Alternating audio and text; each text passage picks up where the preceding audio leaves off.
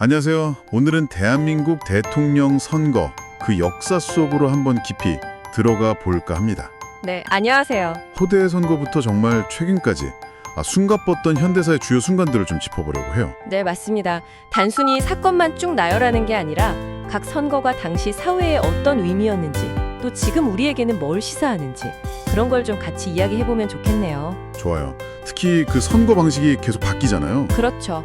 그 배경을 보면 한국 민주주의가 어떻게 걸어왔는지 그 굴곡이 좀 보이거든요. 그럼 1948년 초대 대통령 선거부터 시작해 볼까요? 네, 제헌국회에서 간선제로 치러졌죠. 네, 그때 김구, 김규식 선생 같은 유력 주자들이 아예 참여를 안 했어요. 그러면서 이제 이승만 후보가 상대적으로 좀 수월하게 당선이 됐는데, 근데 좀 특이한 기록이 있더라고요. 제주 4.3 사건 때문에 제주도 의석 2개가 비어 있었고, 맞아요. 그리고 또 미국 국적이던 서재필 박사한테 던져진 무효표, 그것도 한 표 있었죠. 네, 참 그런 일도 있었군요. 근데 1952년 2대 선거는 분위기가 확 달라지죠. 한국전쟁 중에 치러졌으니까요. 네, 완전 전시 상황이었죠. 그때 이승만 대통령이 보니까 이 국회 간선제로는 재선이 좀 어렵겠다 싶었던 거예요. 그래서 그 유명한 부산 정치 파동을 일으킨 거고요. 그렇죠. 임시수도 부산에서 군대까지 동원해서 국회를 막 압박하고 결국에는 대통령 직선제 개헌안을 통과시켜버립니다. 와, 전쟁이라는 그 비상 상황을 이용해서요. 네, 그걸 이용해서 권력 기반을 더 단단히 하려고 했던 거죠. 그럼 1956년 3대 선거는요. 이때는 더 뭔가 파격적인 일이 있었던 것 같은데요. 4.4 5입 개헌. 아, 네. 정말 유명하죠. 헌법 개정하려면 당시 재적 의원 203명 중에 3분의 2, 그러니까 135.33명이 찬성해야 하는데 네. 이걸 그냥 반올림, 4.4 5입해서 135명만 찬성해도 통과된 걸로 해버린 거예요. 수학 원칙까지 무시하면서 삼선 제한을 없애려 한 거네요. 그렇죠. 그렇게 우여곡절 끝에 선거가 치러졌는데 또 야당의 신익희 후보가 유세 중에 갑자기 돌아가시는 비극도 있었고요. 맞아요. 못 살겠다 갈아보자. 이 구호가 그때 나왔죠. 네. 결국엔 이승만 대통령 그리고 부통령은 민주당의 장면 이렇게 당선이 됐죠. 그러다가 이제 1960년 4대 선거로 이어지는데 이때는 이기붕 부통령 당선을 위한 그 3.15 부정선거, 이게 문제가 됐고요. 네. 아주 노골적인 부정선거였고 이게 결국 4.19 혁명으로 이어지면서 이승만 정권이 하야하게 됩니다. 4.19 혁명 이후에 잠시 내각제가 들어서긴 했지만 곧바로 5.16 쿠데타가 일어나면서 박정희 시대가 열리죠. 네. 그리고 1963년에 5대 대선을 치릅니다. 박정희 후보랑 윤보선 후보가 붙었는데 와, 결과가 15만 표 차.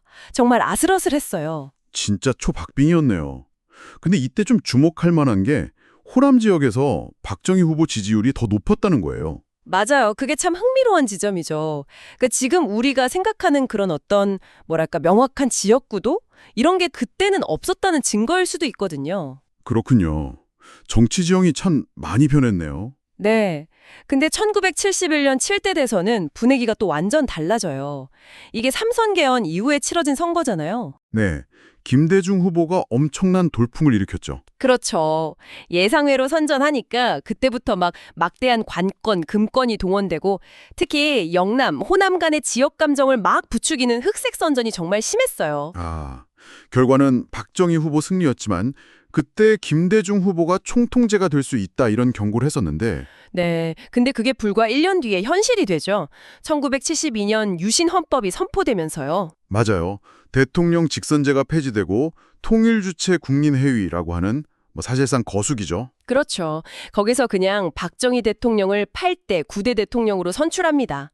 투표율 99.9%. 이게 당시 상황을 딱 보여주는 거죠. 그러다 1979년 박정희 대통령 시해 사건이 일어나고 최규하 대통령이 잠시 있다가 또 12지 군사반란이 터지죠. 네, 전두환 신군부가 등장합니다. 그리고 전두환 역시 통일주체 국민회의, 또 나중에는 선거인단 간선제를 통해서 11대, 12대 대통령으로 집권하면서 권위주의 시대를 이어가죠. 정말 어두운 시기였네요. 그러다 마침내 1987년 6월 항쟁이 터지고 네, 그 뜨거운 함성 속에서 드디어 대통령 직선제가 부활합니다. 정말 극적인 순간이었어요. 네, 근데 바로 그 해 치러진 13대 대선은 결과가 좀 아이러니했죠. 아, 그렇죠.